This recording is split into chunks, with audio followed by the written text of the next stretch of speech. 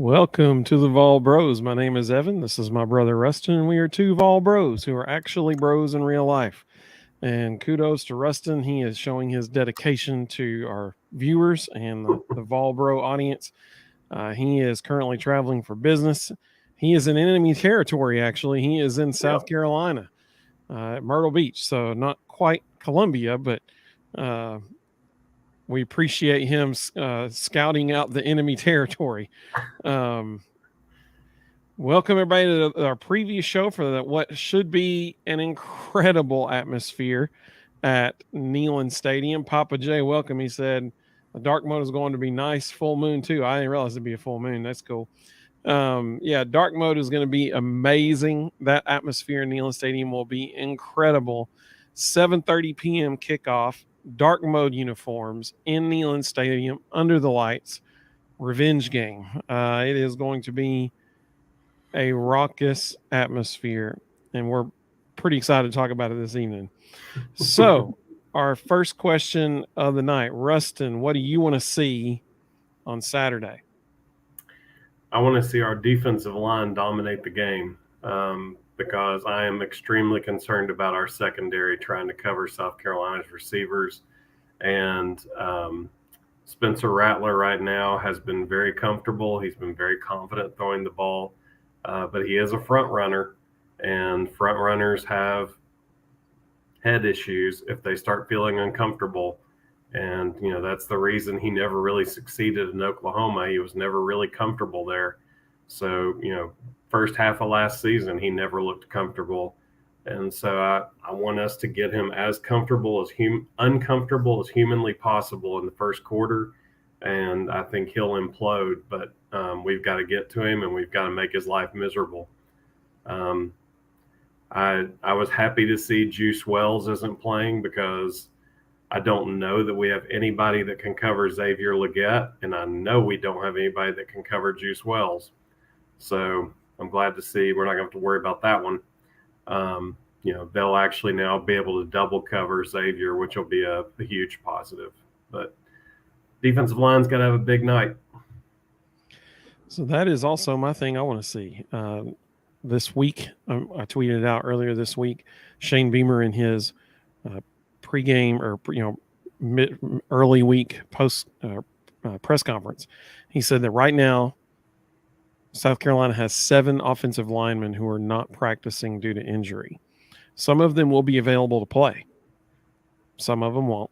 But the fact that they're not practicing shows that they're not fully healthy. And, probably the healthiest the offensive line has been for them and will be all year is the first game of the season. And that was against North Carolina. And North Carolina sacked Spencer Rattler 8 times. So now you take that offensive line and 7 of them aren't even practicing because they're injured. I want to see us blitzing and doing everything we possibly can to make Spencer Rattler have an unpleasant evening. I'm sure Vol Nation will show up and show out and be loud. I'd love to see, a couple false start penalties or some communication errors simply because they can't hear each other. I would love to see that happen. But I want to see that, like you said, the defensive line dominate this game. I wonder how much of that offensive line injury stuff is real and how much of it is gamesmanship, because he's been saying it a lot. He's not he in almost every conversation he has, he's bringing it up. In every press conference, he's bringing it up. It's starting to get weird, and I'm wondering how much of that is just trying to throw things off. Josh Heupel made the comment. That I think it was yesterday. Ramel's banged up. Jalen Wright's banged up. Like, he had a laundry list of guys that were banged up, but I expect to see them all play Saturday. 100%. Yeah. So it's like, why even go to the trouble of listing all that if you already know they're going to play? So I hope that's not gamesmanship by Beamer and that he's not setting something up there and trying to lure us into something. Because let's not forget, Austin Peay used the screen game to really dismantle us in the first half. And You get an overzealous defensive line flying in the backfield, and all of a sudden the screen game is wide open. Yeah, that's right. My favorite tweet of the day so far was from Chad Fields. Somebody was at the Heupel press conference this morning, said that they quoted Heupel when he said, when he was asked about Cooper Mays' availability, he said, "I expect him to be locked and loaded and ready to go, ready to roll." And Chad Fields quote tweeted that and said, "Yeah, he's definitely not playing." Based on that quote, he's like, "Yeah, definitely not playing." That cracked me up. And that's the way it is now. I mean, like, you can't trust anything about the injury status for people. You just can't trust it. Papa J said, "I hope it's revenge." Absolutely. I hope it's revenge too. He said, "I'd love to put Rattler on his back all game with just our defensive front." Absolutely. If they can take their front four and get to Rattler and allow their linebackers to be weary of that, screen game Rustin was just talking about, and allow them to drop back in coverage, that is huge, huge advantage for Tennessee. Mr. Jones, welcome, Mr. Jones. He said, "Hit the like button, go Vols." Hey, I like that idea. That's a great idea. There's sage advice from Mr. Jones right there. Sage advice. Eric, welcome, Eric. Good to have you, buddy. He said, "Great show as usual, guys. Thank you so much." Said, "Very nervous about this one, but I believe we get it done in the end. Go Big Orange from North Mississippi." Yeah, that's awesome. I'm with him. As the week is going on, I'm getting more nervous. I don't like the things that I'm hearing South Carolina's players saying. They are very confident, and they shouldn't be. Like, there's no reason. So there's something about it just doesn't feel right. Let's see. Mr. Jones said you can't spell suck without SC in UK. That's your South Carolina and Kentucky. There you go. So our second question, we kind of already tipped our hat a little bit here, but who do you think will have a big game? And if you're watching with us, let us know in the comments who you think will have a big game this Saturday. I have a specific person in mind. You want me to go first? Sure. So I think if we go back and look at every game Tennessee has played this season, there has been one defensive lineman who has consistently been in the backfield more than anybody else. And quite frequently, we see him being held by the shoulder pads and not being called. And that's Tyler Barron. And I think Tyler Barron will have a massive game this week, simply because this is the same offensive line that allowed North Carolina to get 8 sacks. This is the same offensive line that is have a little bit of an injury bug right now. So due to all those things, I think that Tyler Barron will be in the backfield frequently this week. Hopefully it'll be called some if they hold him. But, I mean, it hasn't been thus far, so I'm not banking on that. But I do think he will make quite a few appearances in the backfield. I want to see – I'll pick one on offense and one on defense. I want to see – and I don't have a specific person. It's more position group. I want to see one running back establish themselves as a gamer and really take control of the line of scrimmage, really attack the line of scrimmage and force South Carolina to have to come up and defend, which opens up everything. And then on defense, I want to see either Gabe Jeudy-Lally, Danico Slaughter, maybe even Brandon Turnage, have a really good game in coverage on Xavier Legette. The only reason I say Brandon Turnage is I think Danico Slaughter legitimately is banged up, so I think they'll probably put him on the opposite side from Leggett, which means Gabe Jeudy-Lally hopefully will be the one covering him and not Kamal Hadden. And Brandon Turnage is such a gamer. I think that, and he's always in the right spot in big moments. I think they'll rely on him in some third down situations against Leggett. So I just really, really hope we don't get caught in any kind of situation where Kamal Hadden's having to cover Xavier Leggett, because that's going to be a bad day. I think that's a fair assessment. Some folks joined in here. Rebecca, welcome, Rebecca. It's great to have you. She said, "I want to see Shane Beamer cry." That's what she wants to see on Saturday. That would be amazing. Hopefully not tears of joy. Yeah, there you go. That's right. Papa J said, I want Haddon to have an awesome game this week. Man, I think we all want him to, absolutely. Whether or not he does is another story, but we definitely want him to have an amazing game. Absolutely. They need him to have an amazing game. Because here's the thing, for some reason, I don't know why, but UTSA did not attack him specifically when they had the ball. Austin Peay attacked him. They threw almost every single pass at him. Florida attacked him. I would be shocked if South Carolina doesn't attack Kamal Haddon. Dylan Sampson, Mr. Jones said he wants to see Dylan Sampson have a big game. He thinks he'll be the breakout player. He also said Brew McCoy. I totally can see that happening for sure. Definitely Brew McCoy. I'd love to see Dylan Sampson have a breakout game too. Doug said, I wish it was like the pros and you had to give an injury report. Amen. Papa J said, yeah, Papa J said, well, they won't tell the truth on those either. He's probably right. Mr. Jones said he'd love to see Nico have, oh gosh. No, you don't. No, you don't.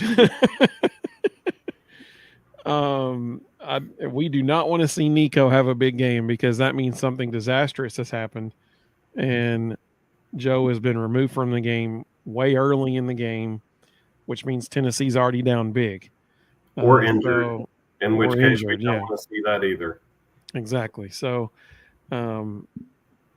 hopefully not for that one. God Guns Nemo, hey, welcome, buddy. Good to have you with us. He said, what's up, fellas? I think they're going to have to spy Rattler with Beasley. Potentially, yeah. Yeah. If he's not blitzing, I bet you'll see him, spying Rattler a little bit there. Mr. Jones said something disaster happens when Joe is on the field.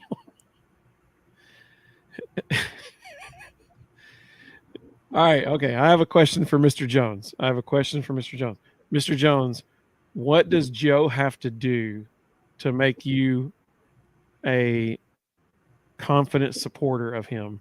I'm just curious.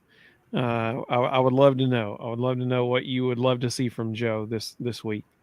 I do like this. He said, tip the hot dog vendors pregame. Tell them to keep coming to the refs all game long.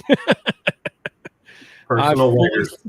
Yes, I fully support that 100%. That would be absolutely fantastic. That would be amazing. Surely they're going to do something on the Jumbotrons or something during the game to mention hot dogs somehow. I don't know. But they have to. Like, that would be incredible if they did that. Let's see. Papa J said as far as what he wants to see out of Joe to be happy is consistency. I get that. There were, if you look back at UTSA, there were only probably 3 overthrows.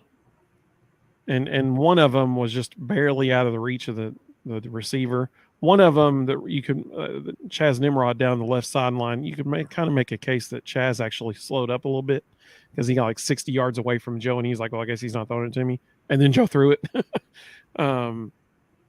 Yeah, I don't know. There was one pass that clearly he and Squirrel were not on the same page on. The Squirrel was open over the middle of the field. It was late in the third quarter, I think. Squirrel was wide open. Joe threw it. Joe thought he was going straight up the field. It looked like Squirrel thought he was supposed to run a post route or something. So, that was a miscommunication. So I get that. Mr. Jones said, Joe just needs to run enough to keep the defense honest, not be afraid of taking a hit. That's fair. Sure. I don't think he's afraid of taking a hit. I think he's been told not to run. Maybe, yeah. The more I think we're not. Well, I shouldn't say not to run. I think he's been told to be very selective about when he runs. Yeah, and they're trying to limit the amount of opportunities for injury because they don't want Nico on the field yet. Well, and I think one reason why he might be hesitant is because in the past, Joe has not shot away from taking a hit. Joe has actually initiated contact. If we look back at last year and that kind of thing.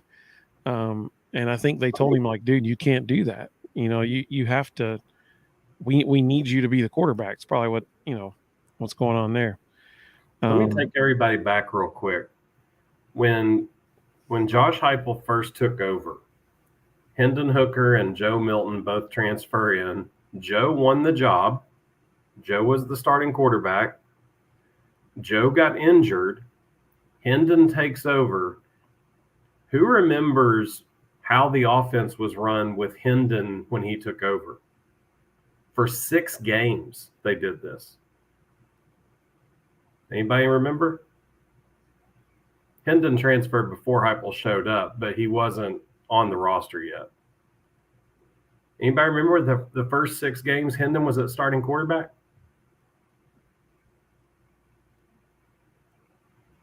Hendon's a pretty smart guy. They split the field in half and gave him 1 read because he still didn't understand. As much of a veteran as he was and as smart as he still didn't understand the entire playbook and all the reads.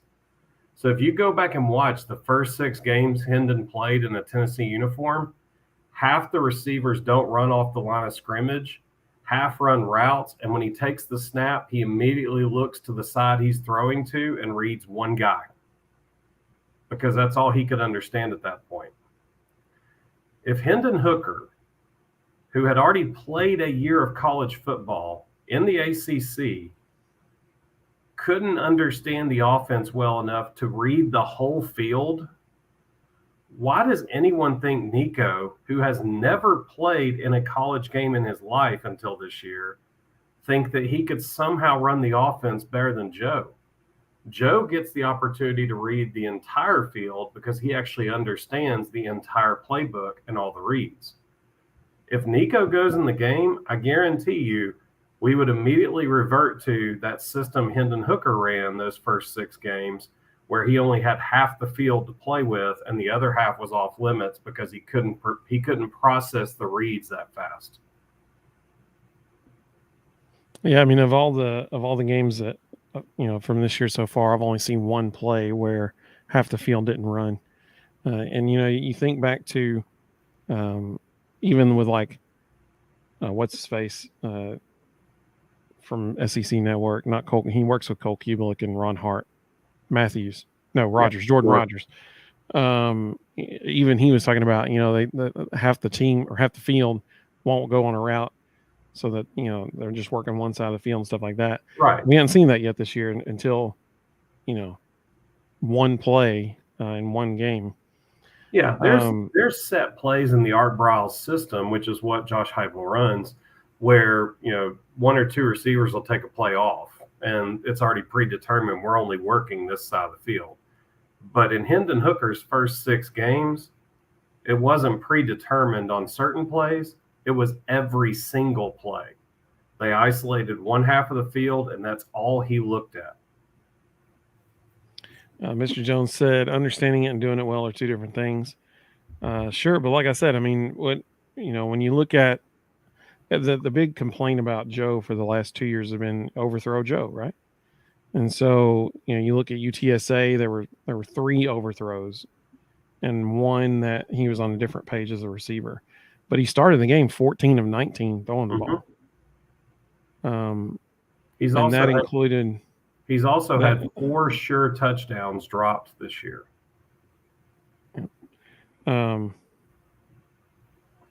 Papa J said, "Yep, you're absolutely correct about Hendon, but then he eventually did catch on. Thankfully, for sure, absolutely."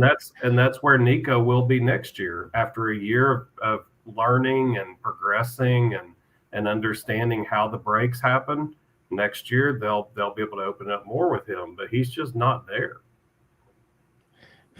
I like this from Carl. Carl, welcome, buddy. It's good to have you with us. He said, "I'll take your word, Rustin. I'm too emotionally involved in those details. Usually just trying to remember to breathe."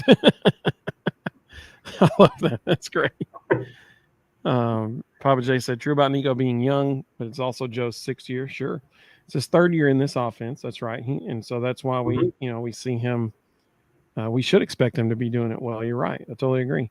And, we're not trying to apologize for him or anything, but I think what we're saying is that we don't think it's quite as bad as some folks have made it out to be.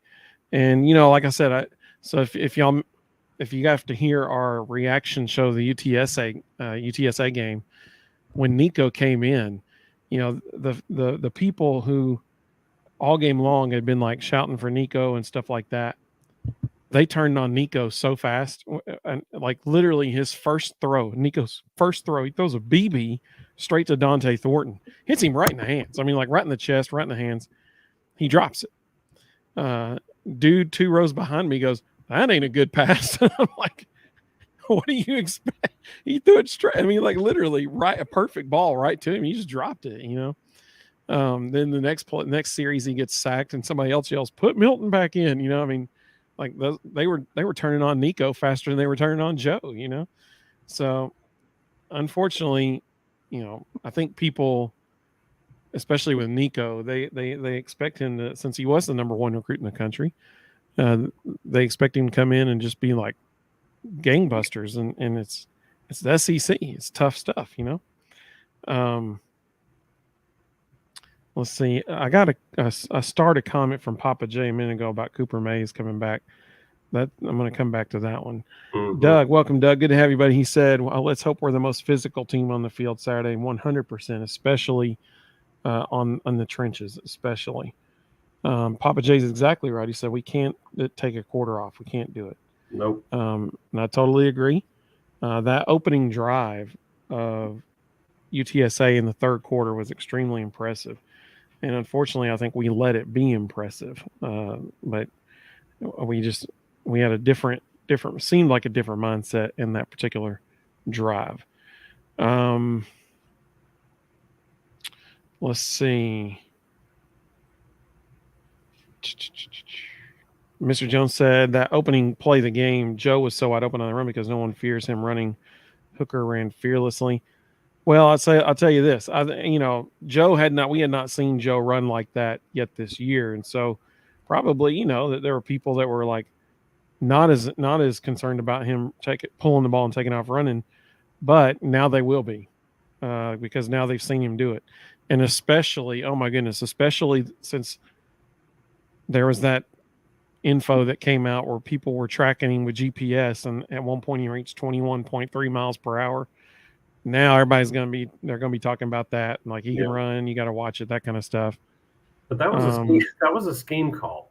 That wasn't a read. We talked about that Sunday night. That was a scheme call. It was Joe understanding what the defense did and knowing before the ball was even snapped that he was keeping it. And thankfully, UTSA's safety did a horrendous job and took himself out of the play.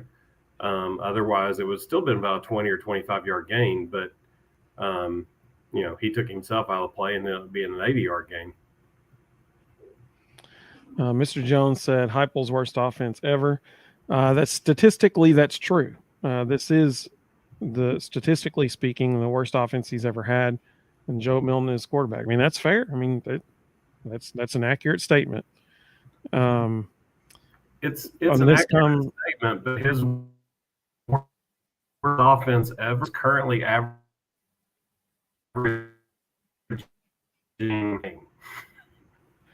All right, so maybe it was just my internet, but if my worst offense ever averages 462 yards a game, I'm okay with it.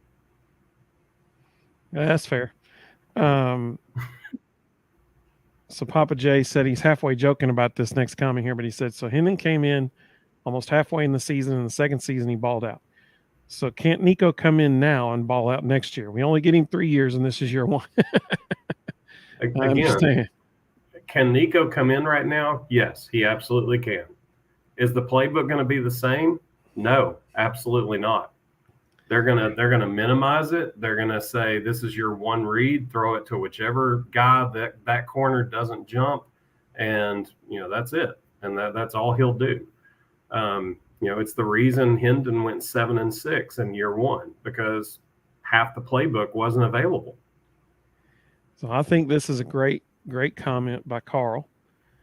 Carl said he's not Hendon, and that's very true. Joe is not Hendon for sure. Hendon was a special talent. Mm-hmm. I mean, it's not every year that you get a Heisman caliber quarterback. But Carl said, but he's also not playing behind Hendon's offensive line either. And that is exactly correct. I mean, you think about Hendon, he had Cooper will be an NFL lineman. So, I mean, he had Cooper, he had, yeah, in that first year. Last year, let's just do last year. Last year he had Jerome Carvin. There's another NFL lineman. He had Darnell Wright. There's a top 10 pick NFL lineman. All three of the guys we just mentioned, none of them are playing right now. On the left-hand side of the line, you had, Mincy and Crawford swapping out at left tackle.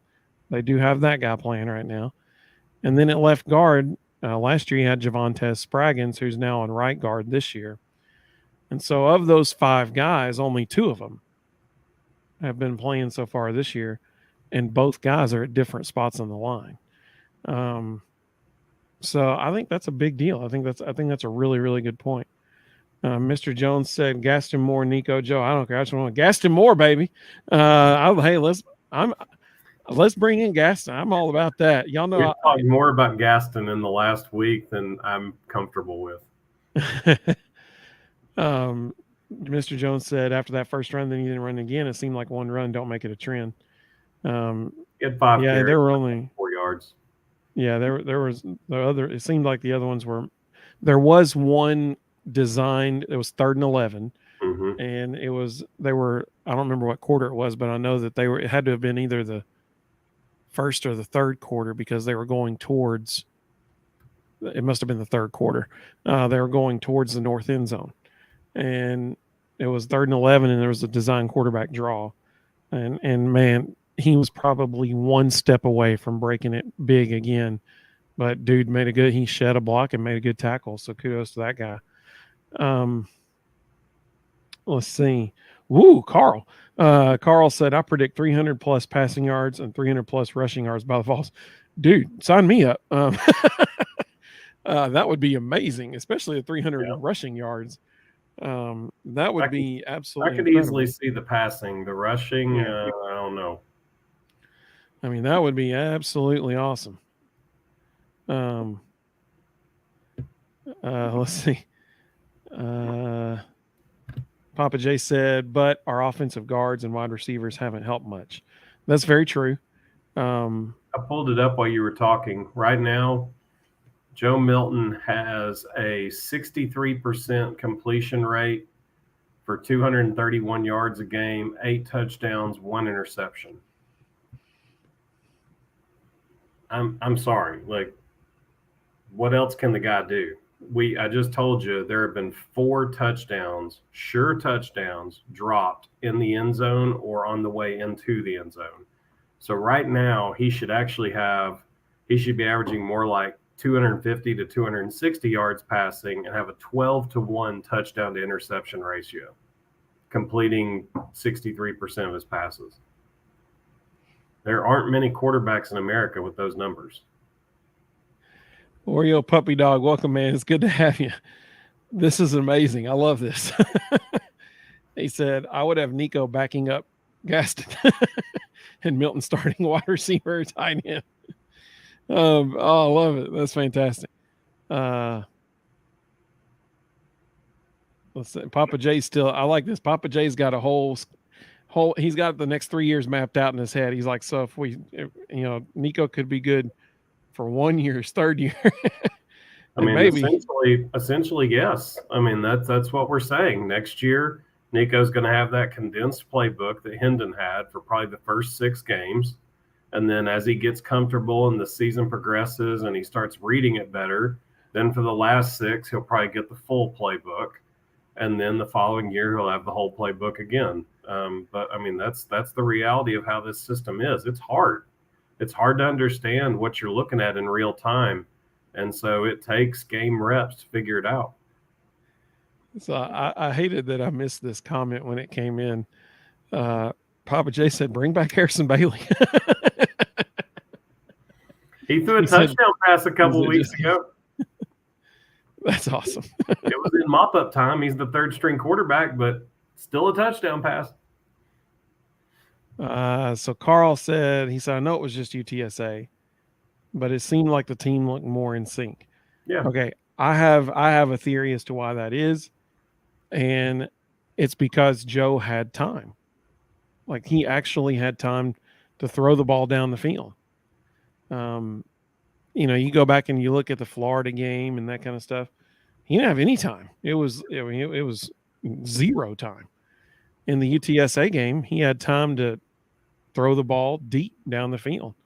Okay, let's not even say that. Let's do another play where it wasn't a deep throw. It was probably, I don't know, maybe 20, 25 yards. But they ran this like very slow developing fake screen double move that was Caleb Webb's first touchdown of his career. And on that play, Joe drops back and he stands there for a second, pump fakes. Caleb, literally stops his route, turns around and shows his hands to Joe. The defense sucks into it, and then he takes off running up the field, and Joe throws the ball, I don't know, it's probably 20, 25 yards for a touchdown. He probably had 5 seconds, it may be more, to throw the ball, and he throws it right on the money. Not like if you give a dude time, he'll make good throws. You know what I'm saying? So, then people look at, well, he threw one and he just chucked it out of bounds over Dante Thornton and Ramel Keaton because one of them was supposed to be blocking for the other one and both were blocking for the other guy. And neither one of them was turned around to catch the ball. And Joe just threw it out of bounds over their heads to, save a play. That I think they looked more in sync because it was more of what we're used to seeing out of Tennessee's offense and because Joe could throw the ball deep. Mr. Jones said Joe has the physical attributes like some Mills. I don't know. Heupel has opened it up pretty much for Joe and allows him to make checks. He allows him to read stuff. I don't know. I don't know that it's a mental thing. I think it's a trying to do too much thing. I think, if you look at the grades, every week there's grades, analytics that get posted on every player. This past Saturday was Ollie Lane's highest graded game of the year. I don't think that's a coincidence to the fact that Joe looked really good throwing the ball. Absolutely. Totally agree. And if you, as a quarterback, if you're constantly wondering if your center is doing his job, especially when the center is the one calling the block scheme, Joe's trying to do too much. And getting Cooper back you will see a different Joe Milton because Joe will stop worrying about what the offensive line's doing. John, welcome, John. Good to have you, buddy. He said he thinks we'll probably have about this Saturday. We'll have about 150 passing yards and 150 rushing yards. He said, Joe has no offensive line. Our defense is porous and the secondary blows. John, I have a shirt for you, big guy. It is. Let me put it on screen here. So at our website, thevolbros.com, if you click on shop in the top right corner, this Battered Vol Syndrome Survivor shirt is available on our site right now. Beautiful shirt. There's actually a second type of design if you would prefer. I think that that would be, that has your name written all over it, buddy. But as far as what he said, he's right about the offensive line. It has not played well thus far this year. And as far as our defense, the front seven, I wouldn't call them porous because right now our defense is allowing the least yards per play in the SEC. Mm-hmm. Like our defense is number 1 in the SEC in yards per play. And that's because of the front seven. Does the secondary, is it subpar? Yeah, I think that's fair. It is not the best secondary in the SEC by any means. But as far as our front seven, I mean, you got to be happy with how they've played so far. It could be like Rustin said earlier. It could be gamesmanship. I don't know. I'm not the guy. But this week, a transfer from Yale who currently plays on South Carolina offensive line, he was asked about what he expects to see from Tennessee's front seven because they have a reputation. Tim Banks has a reputation of wanting to send a lot of pressure towards a quarterback and that kind of thing. And so he asked what they could expect to see. And he said, this will have been the best front seven we've played against this year. Yeah. Now you stop and think about that. they've already played Georgia this year. And the guy was saying that he feels like the front seven they see this weekend will be better than what they saw against Georgia. That's impressive.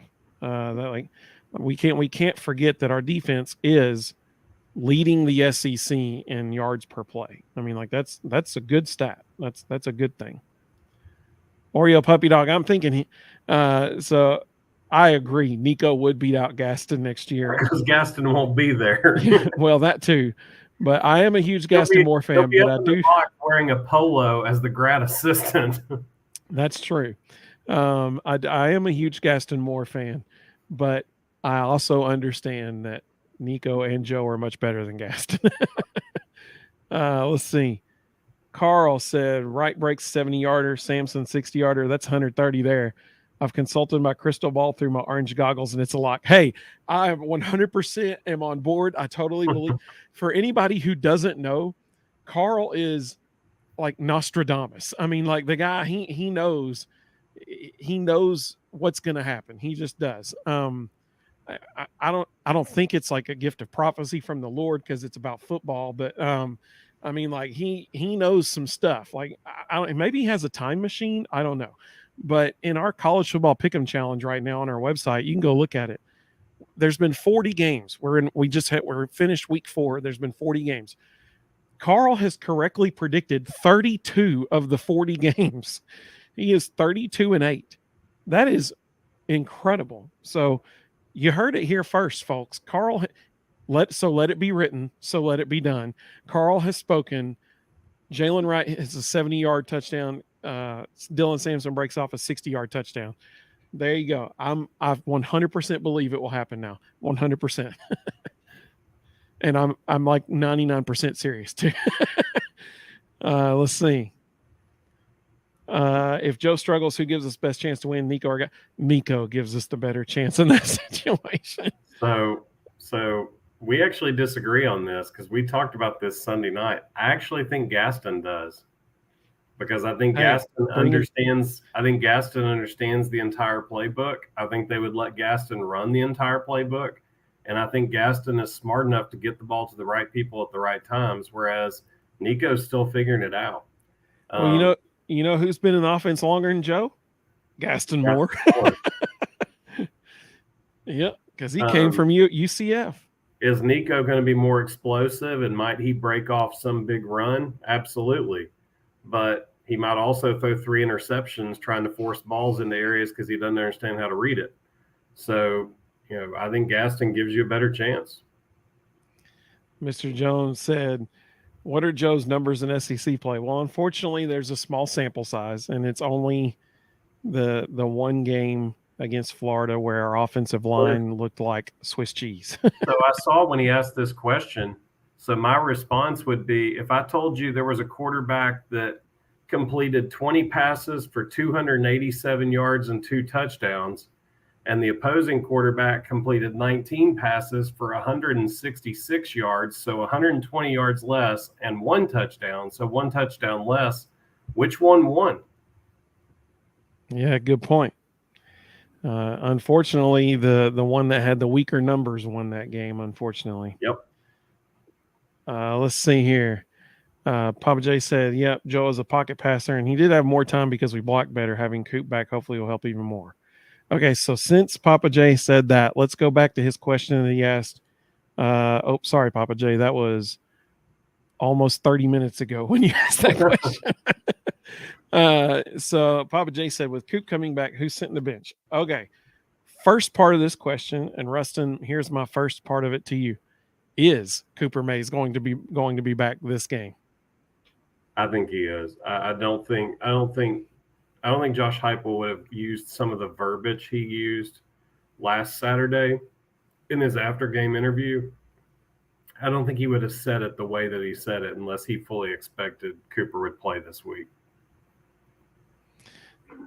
So I agree. I think that he will play, but I'm only at like 51% confident. I'm going to say 49% he doesn't, 51% he does. Because I'm jaded, I guess. They've burned me one too many times. I thought he was going to be on the field in the swamp. That didn't happen because they play, and I understand. I mean, they play it really close to the vest on purpose. I get that. So I would love, but I do want to.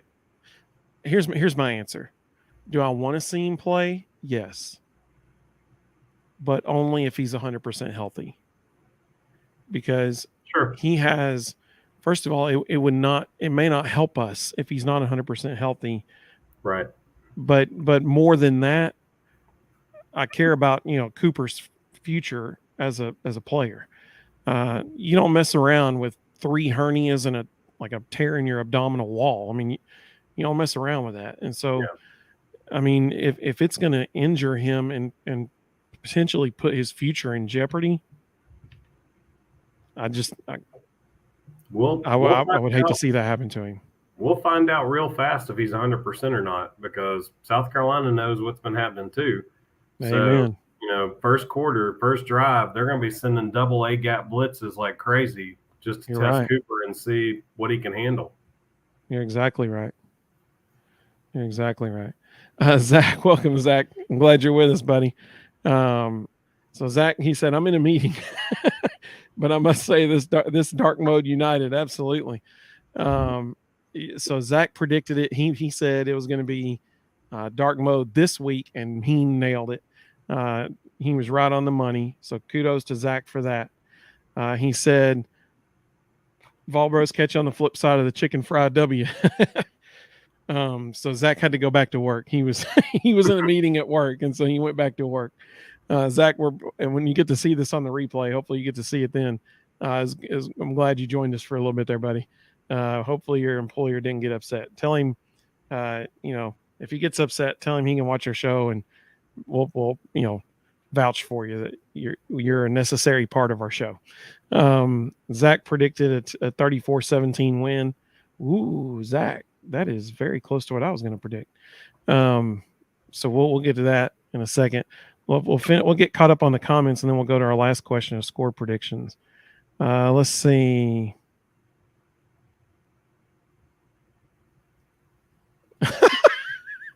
So Baba J said, I'm still waiting for the game where Joe throws a missile at a defender's helmet that's crossing to see if he can knock him over like the carnival games. That's pretty good. Doug said, do you think whoever has the most rushing yards wins this game? Oh, that's a great question, Doug. No. I think most people will say yes. I'm going to say no, because I'm more concerned about our secondary covering their passing attack than I am their running backs. Because I think our front, I'm a believer in our front seven. I think they've earned that. I think that they have demonstrated, man, especially if Keenan Peely were still in there. But if I think they've demonstrated that they're solid. They're a solid group. The weakness in our defense is the secondary for sure.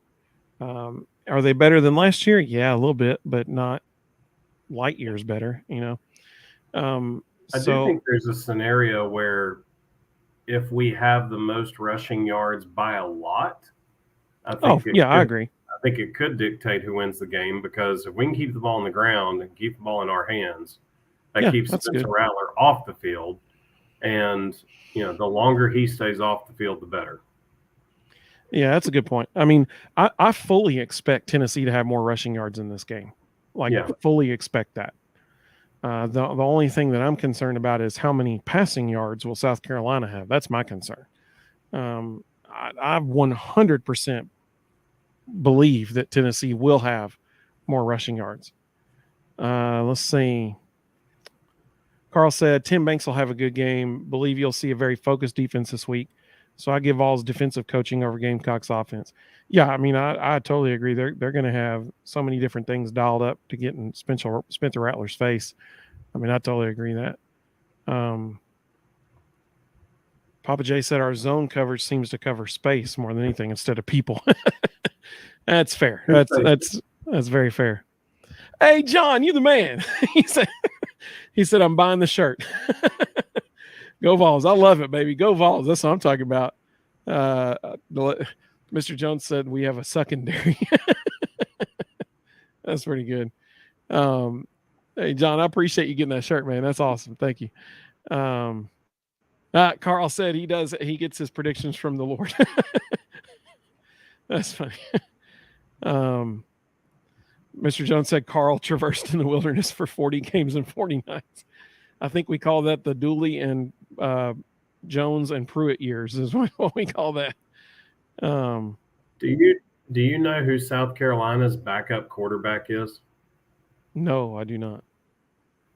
The starting tight end, Luke Doty. Oh, nice. So I remember when he played a couple years ago. I would love to, on Saturday, get a huge dose of Luke Doty at quarterback. That's something we need to make happen. If we can knock Spencer Rattler out that game, that'll be a huge positive. Let's see here. Carl said, Mr. Jones, as Vol fans, we've all wandered in the wilderness seemingly forever, or at least almost 20 years. Agreed. Papa J said his first game was 1976 at Neyland when he was 6 years old. That wilderness thing lasts a long time, doesn't it, buddy? That 20 years seemed like a long time.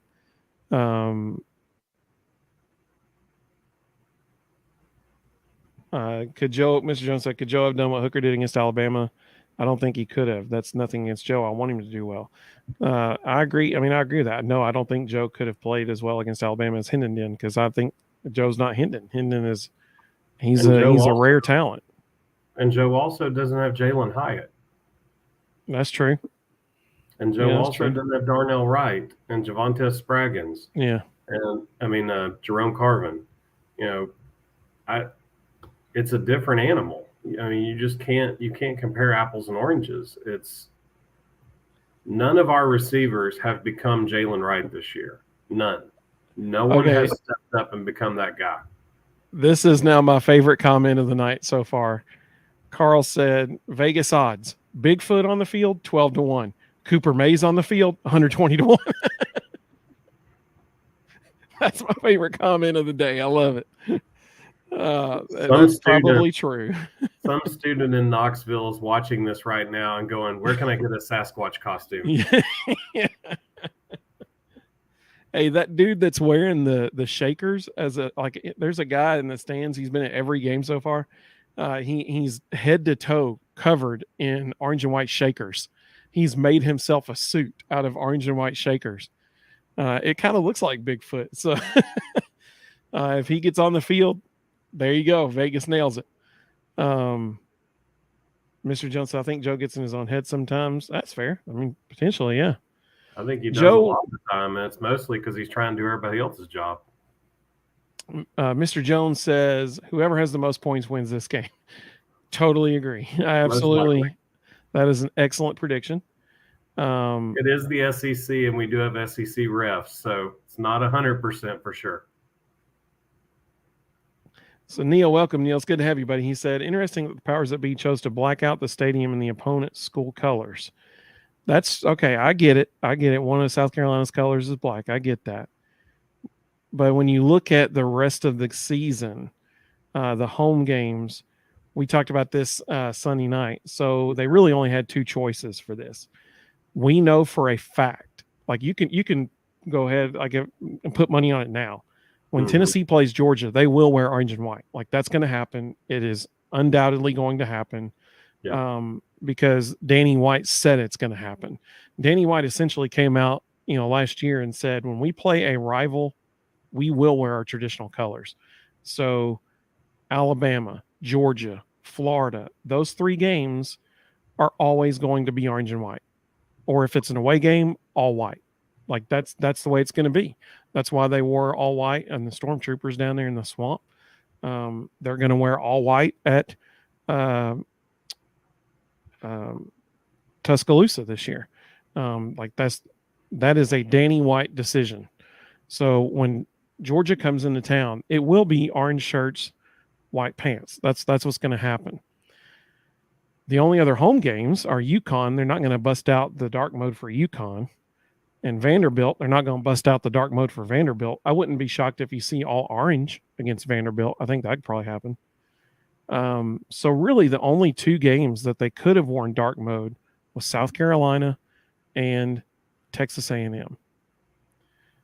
This is just me. I could be wrong.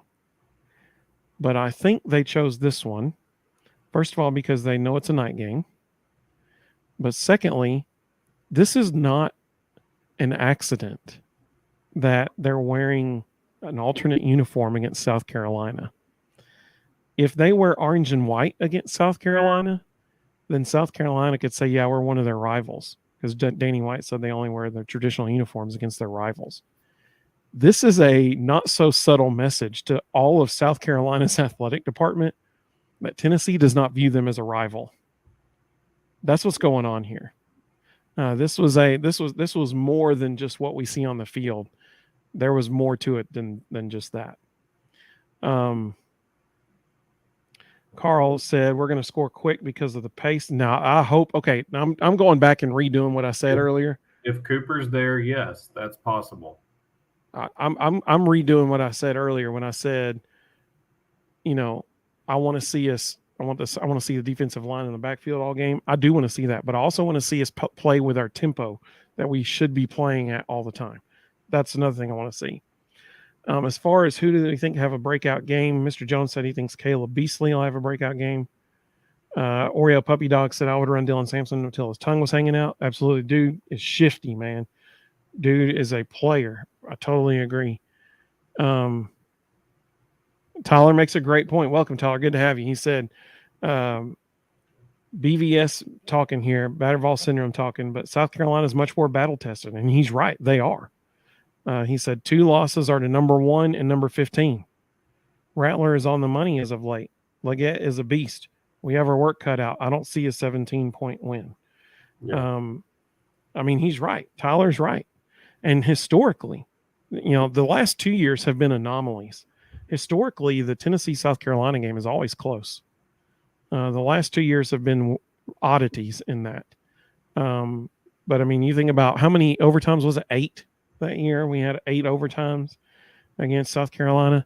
Then there was the Butch Jones first year, the Michael Pilardi field goal down by 1 with time expired. The game's always close. That was the same game as the Marquez North diving catch down the sideline. That was a beautiful catch. Mr. Jones said Joe did have height and company when he lost the job. That's true. He also got hurt. That was part of the reason. Lose the job. He got injured, and Hendon played really well while he was hurt, and he never regained the job because Hendon played well. All right, so Mr. Jones, this is one thing I'm going to respectfully have to disagree on. He said should have done a black and orange checkerboard. So some things are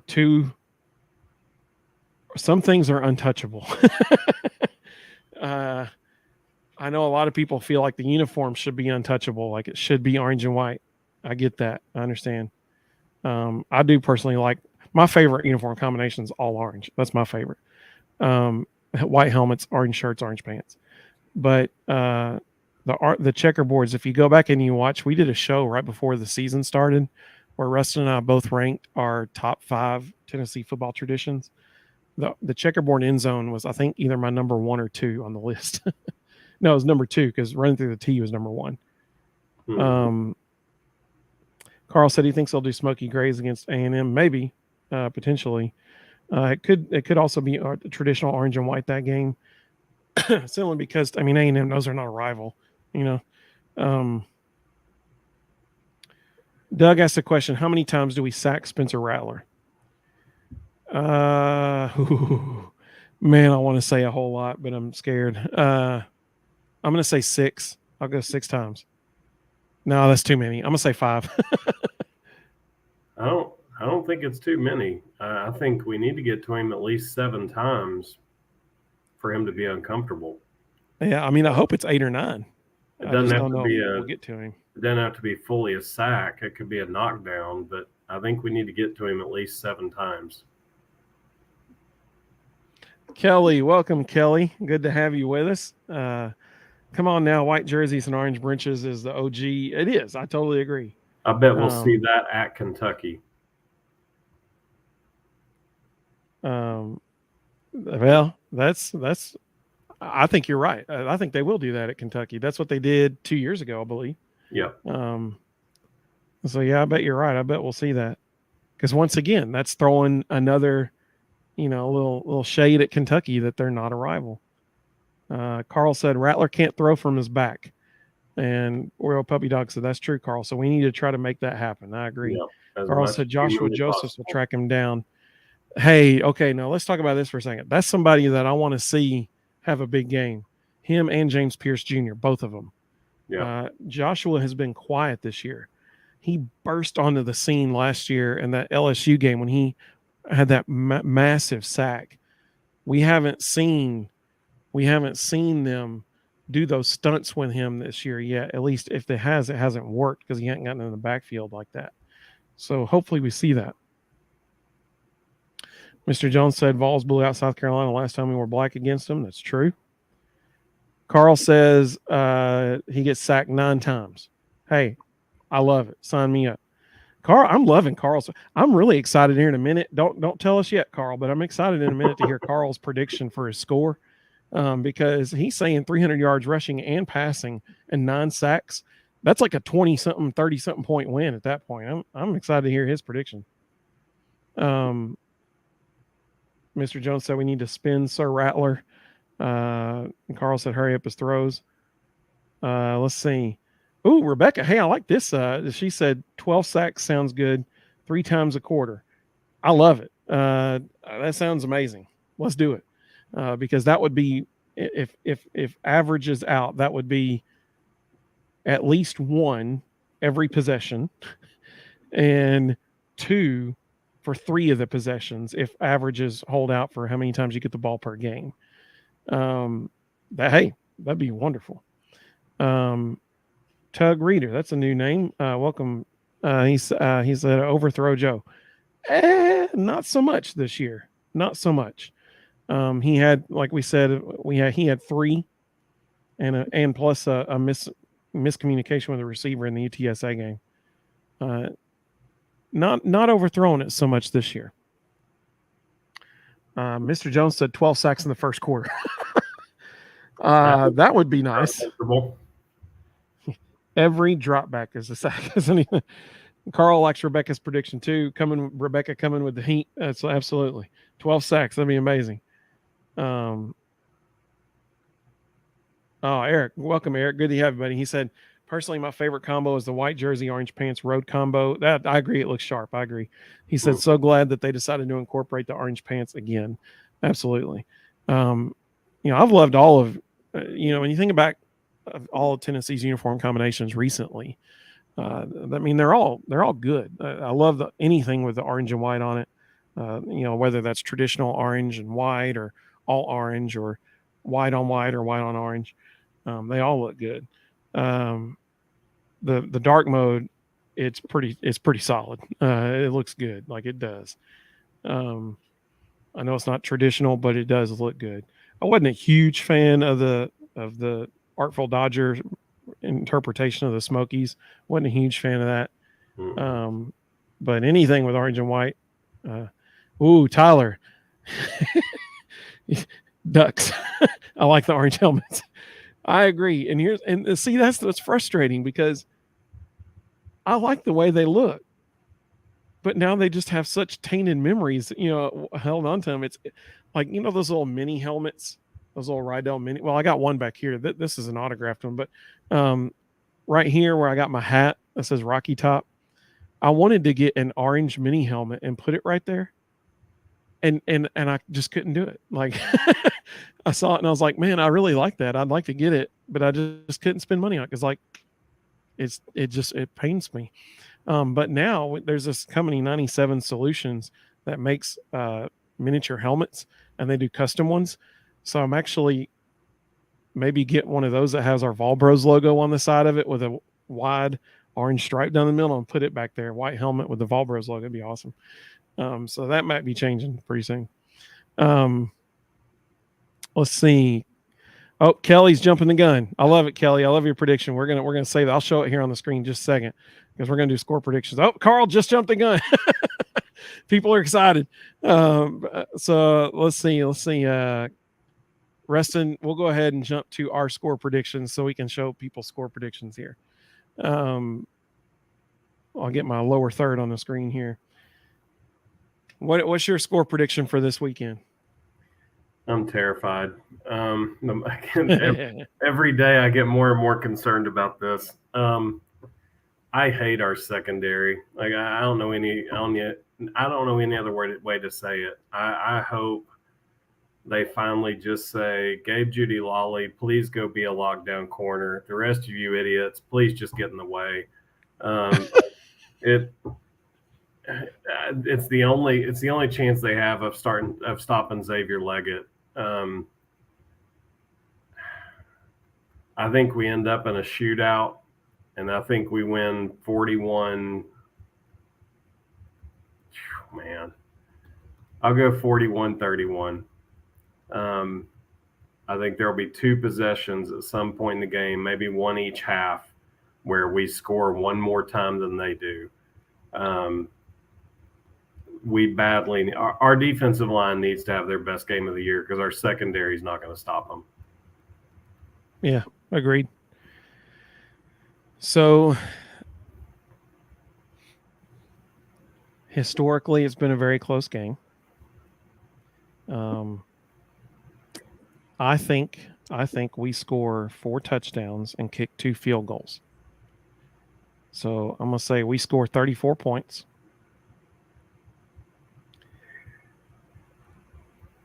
And this is the part that kills me because I think we win. But I want to say South Carolina scores 3 touchdowns and kicks 2 field goals. I want to say that because I want to say that our offensive line is going to be in the backfield a lot. Our defensive line is going to be in the backfield a lot. I want to say that. And I think they will be.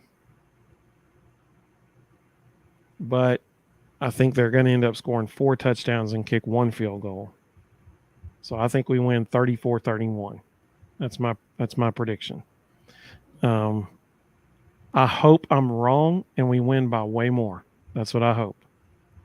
When I saw that the spread was opened as like 11.5 points, I was like, are you kidding me? Yeah. I mean, like, I hope I'm wrong. I hope that Carl is right.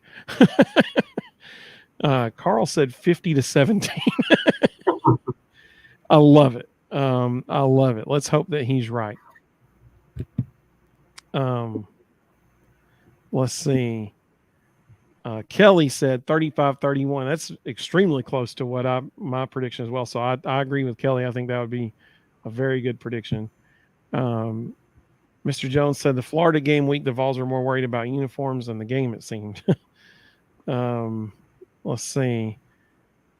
Daniel, welcome, Daniel. So he said, what's up, guys? It's my first time on your live. Hey, we're glad you're here, Daniel. Thank you so much for joining us, buddy. He said, I thought I liked the new smoky gray. It was just too busy, though, with everyone wearing them. Yeah, I mean, it was not the best version of the smoky grays, in my opinion, personally. I agree with you on that. Eric said the first time we wore orange pants was in a 42-7 win over Vanderbilt on November 20. Dude, Eric is busting out the facts here. On November 26, 1977. I know Coach Majors would be so pleased to see them. I totally agree, man. I totally agree. Mr. Jones, okay. I think Mr. Jones may be right. This is a really good prediction. He said 42-21. Never mind. Sorry. I thought it said 42-41 Vols. 42-21. Man, I hope you're right. That would be amazing. I thought it was like a shootout 42-41. But I misread it at first. Okay, now I think this is legit. Carl said 2 interceptions by Vols based on pass rush. Maybe. Only if he screws up and throws it to the linebackers. Let's I'm loving it. Oh, Carl, I know, man. I'm sorry. I know. He said, "Oh, ye of little faith." I know. I have extremely little faith in the secondary. That is a very true statement. Oreo Puppy Dog said Tennessee 24, South Carolina 21. Okay, I think that's actually a really good prediction. I think that very, very, very well may happen. Just want the W. Amen, brother. Amen. When I made the thumbnail for this preview show, I knew I had to put the dark mode uniform on there, but I almost did a black background with orange letters to represent dark mode and just have it say "just win, baby." Like that's all that matters. Just get a win out of this game. Oh, Tyler. Oh, Tyler. Go hide, Tyler. He said the secondary will be our downfall. South Carolina 38, Tennessee 34.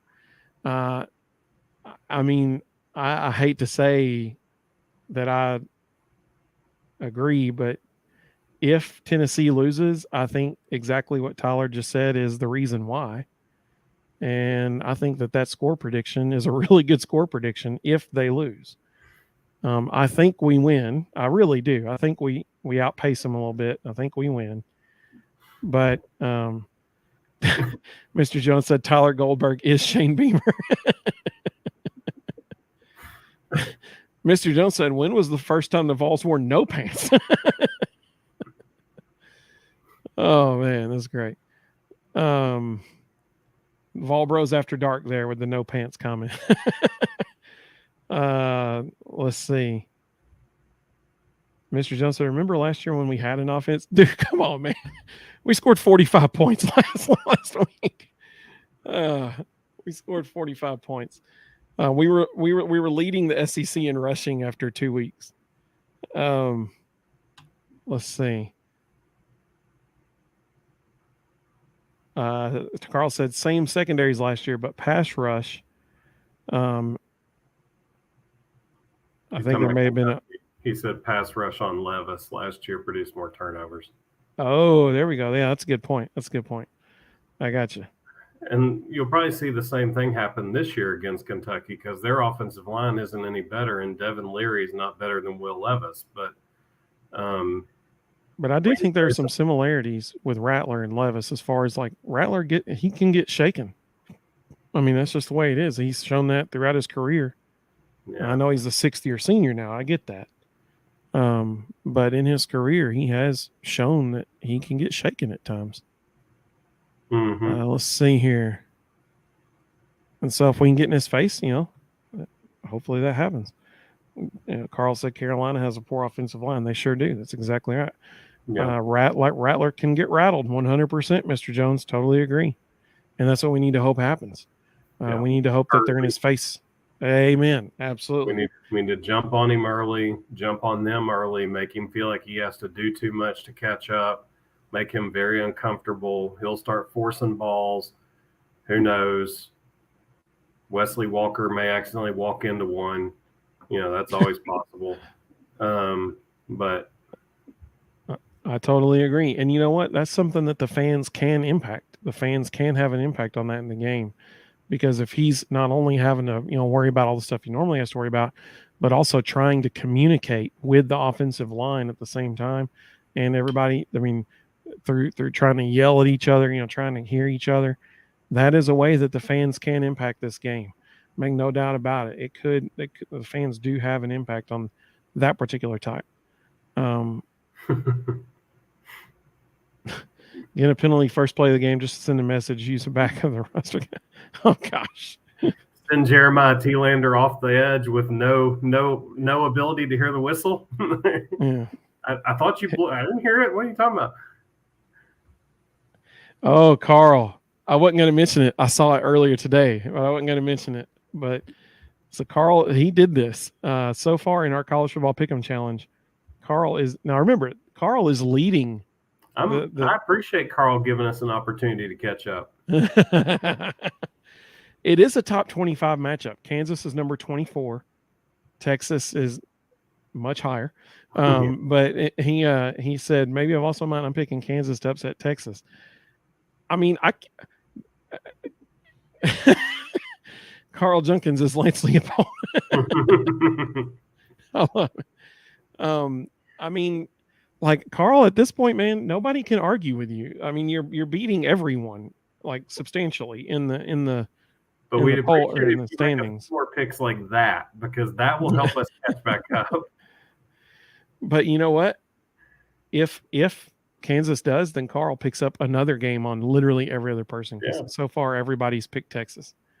I never would have imagined, if you'd asked us 3 months ago, how would Washington and Texas compare to Georgia? I never would have imagined that I would be sitting here going, Washington and Texas are both better than Georgia. Yeah, I agree. And Washington might be the best team in America. They're good, like legit good. Insanely talented. Like they're not just beating people, and I don't mean slappies. Like they're playing good programs, and they are obliterating them. Yep, they're very good.